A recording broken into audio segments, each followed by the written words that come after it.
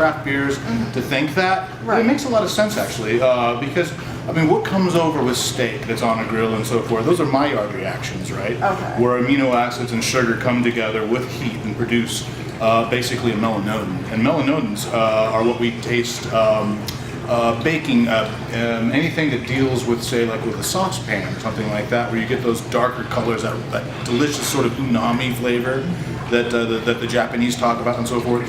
So that type of stuff works really well with the dark beer.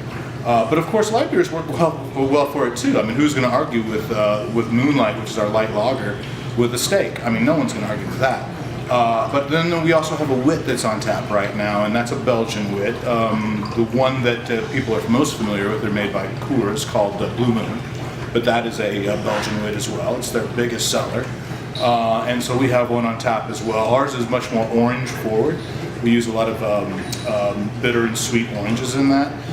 And so that works very well with, say, something like Indian food, where there's a little spice with it or something that comes along with it. Spice with that very unusual Belgian wit yeast that sort of gives a little bit of a tanginess to it and so forth. Works well with that. So there's basically two ways to look at flavors. One, is it completely compatible? Things that make total sense, like chocolate cake with a stout, you know. You've got chocolate cake, you've got that dark, rich chocolate, you've got that rich stout, makes complete sense. Or you can go the exact opposite way of it, where contrasting flavors unusually work together. Now, this is obviously a little more tough to do, right? But the example that like Randy Mosier always gives, who's the head of the Cicerone program in Chicago, does the most unusual one, where it's carrot cake and IPA.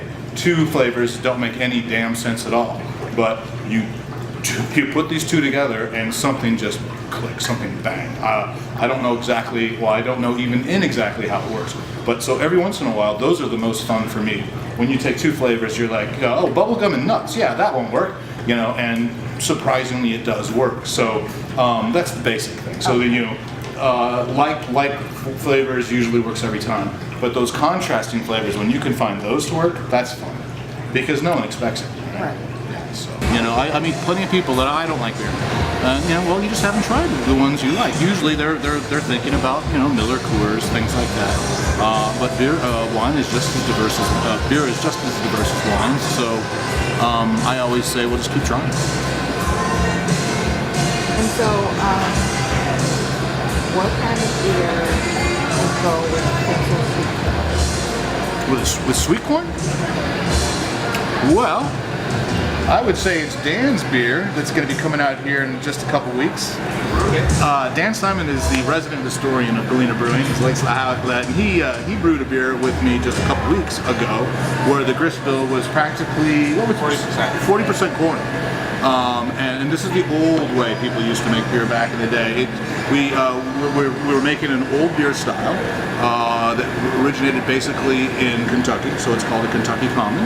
And with that, you think about it, back in the day, what did they have to make beer with? They didn't have all this wonderful maltose in Europe and so forth, but what did we have in abundance in America? Corn, plenty of it.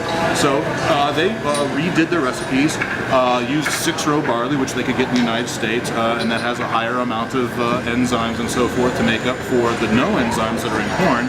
Anyways, to make a long story short, we tried to mimic and make this old school Kentucky beer. So therefore, there is corn in it. Do you taste the corn in the end? Maybe slightly, but it just tastes like a nice, soft, mellow beer. Now, this is one we talked about with beer pairings. This is an easy one to choose, corn and corn, okay. But now, which is the one that actually could be more interesting, where something doesn't quite make the most sense? So I would guess, maybe with sweet corn, you might want to try the brown ale with it, see how the roastiness goes with the corn. Now, if that corn was put on a grill and allowed to maybe get a little dark on the sides, which is the way I like it, I would say that brown and that stout would probably go very well with that, you know. Another one that might make sense is our Hefeweizen. Hefeweizens, German Hefeweizens, it uses a very unique yeast that the Germans for thousands of years have basically isolated. And this yeast produces some flavors that we interpret as two general flavors. One is banana and one is cloves. Now, we don't shove banana and cloves into our beer. That doesn't make any sense at all. It's a byproduct of the metabolism of this very special yeast. One of them for banana is isoamyl alcohol. We perceive isoamyl alcohol at a certain ppm to taste like bananas. So if you go to a baking store and you get imitation vanilla, you know what that's going to be? It's going to be isoamyl alcohol. It's no different like that. And then also that clove flavor comes out from another metabolic byproduct, and that's called forguinol. And forguinol tastes like cloves to us. It perceives it to be cloves. So when you taste that beer, if you're into bananas and cloves, you could see how that would work well with maybe something fruity or so forth. Also here at Galena Brewing, we are not afraid to mix beers up in the same glass. Not at all. Not if they make sense. For example, our Schlepping It Wit has a lot of orange flavor, like we talked about earlier, right? Well, there's the Hefeweizen with banana and clove. You think orange, banana, and clove is going to work in concert together? Actually, you mix those two beers together, it's pretty good. So there's don't be afraid to do that. There's a lot of beer snobs out there that say all sorts of baloney. And one thing they say is you should never mix the beers together. Like I said, baloney. My German teachers at Siebel, when we would take breaks years ago, they would go over and they would just mix them up, and they'd see what they taste like. Oh, beer's supposed to be fun.